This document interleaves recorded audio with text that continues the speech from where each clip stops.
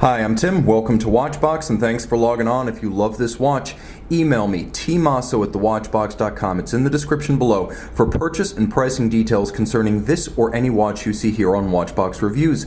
For pricing details, email tmosso at thewatchbox.com. And today we are discussing the Patek Philippe Nautilus Chronograph, the 5980 1A-001, launched at Basel in 2006. It was the first Patek Philippe Nautilus Chronograph. Still an easy watch to wear at 40.5 millimeters in diameter. It does wear a little bit larger thanks to the winglets and chronograph pushers, but it has never been a thick watch. At only 12.3 millimeters thick, it's only about as thick as a Rolex Daytona. Even if it doesn't look it, it easily slides underneath the cuff. Now, if you were to measure it, end link to end link, the actual distance across the wrist here is going to be 50.5 millimeters.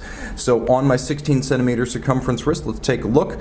Lift the clamshell locking mechanism and pop that double deployant open. Throwing it on my wrist and zooming out a little bit for perspective, you can see that the timepiece is flat, flush, and comfortable. It is not as large as it looks. It appears at first glance as though it might be as large as a Royal Oak Offshore 42, but it isn't. As you can see, nice and low with a sloped flank, it slides easily underneath any cuff. And I still have plenty of clearance on both sides of my wrist, so if you've got a small wrist down to 14 centimeters, you're going to find this one wears quite easily. And it is comfortable. The bracelet is of high quality, both in terms of its finishing and its ergonomics. Patek's been building these for a long time, since 1976 to be precise, and they are comfortable, they are supple, they have integrity, but above all, they are a pleasure to wear and a pleasure to examine. As you can see, the expanding bevel of the lug continues all the way down the shoulders at the individual links. Differential link size, differential polish and satin finish. You can see in profile, this is the older generation of the 5980 bracelet, as after 2011 they included pin sleeves for sizing. You can see this earlier example, which was probably made between 2009 and 2011, features screw-fixed removable links. As ever, there is a double deployant clasp with a little bit of a curved chassis to wrap around the underside of your wrist. There is a clamshell mechanism with a calatrava cross that locks it shut. It's low in profile. The case itself has always been fairly complex, both in its finishing and its construction. As you can see, this is the latest generation Nautilus case, which, unlike the monoblock original, is tripartite, the better to incorporate a display case back, but it's still 120 meters water resistant. You can see how it basically cinches together with the top clasping the mid case and then the case back screwing in. You'll appreciate that there is a pusher adjuster on the flank to adjust the date, because this movement, the 28520, is descended from the 5960's annual calendar caliber. There are pushers for the chronograph integrated into the winglets on the crown side, and it's actually done quite subtly in such a fashion that it doesn't spoil the lines of the case. Screw down crown, 120 meters water resistant. Note that all of the satin and polished surfaces are manually finished to an exacting degree with wonderful precision. As you can see, the sharp break between the satin finish at the top of the bezel and the polished flank that is rounded off. A good looking dial. The innovation for 2006 was the new gradient effect. The blue and the horizontal striations had been on the original Nautilus in 76, but the arrival of a fade from silver blue at the center to almost navy at the edge was new for 06. There's a mono counter down at 6 o'clock, chronograph minutes and chronograph hours on the same register, and then you have a Lancet style counterweighted white varnished seconds hand and white gold hands for hours and minutes, as well as white gold indices for reading the time. It is a flyback chronograph.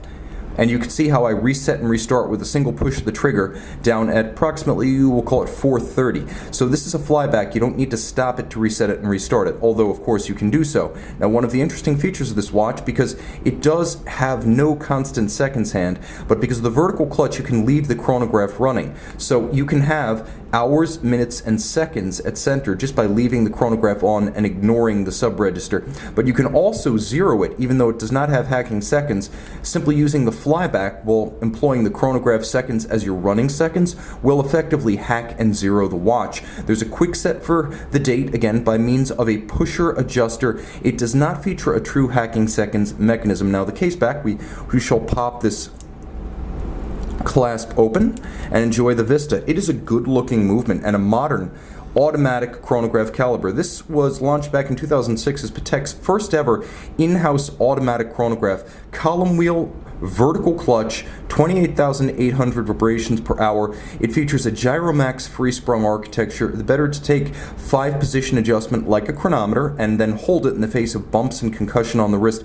That's what you get from the Gyromax free-sprung architecture in use by Patek since roughly 1950. Now at center you have a unidirectional winding system with ceramic rotor bearings. The two features making this a very maintenance minimal system, as you never need to lubricate the bearings, but also highly efficient, as ceramic bearings with a unidirectional setup make for a very, very, very steady and rapid buildup of power by even the smallest wrist movements.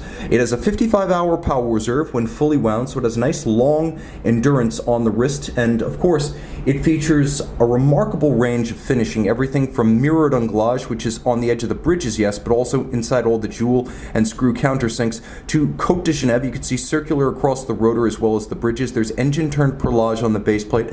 Every screw head is black polished with chamfered slots, and you can actually see there is a smaller engine-turned perlage in spiral fashion across the center of the rotor. Take one more look at some of the other structures and you will appreciate the fact that everything has been executed manually to a very high degree. So while you can't wear the watch upside down on the wrist, you may wish you had the ability to do so. In almost every regard, it is a tour de force in engineering as well as craft artistry. Email tmosso@thewatchbox.com for your full purchase and pricing details regarding this Patek Philippe Nautilus Chronograph in stainless steel. And we're back with the Nautilus Chronograph by night.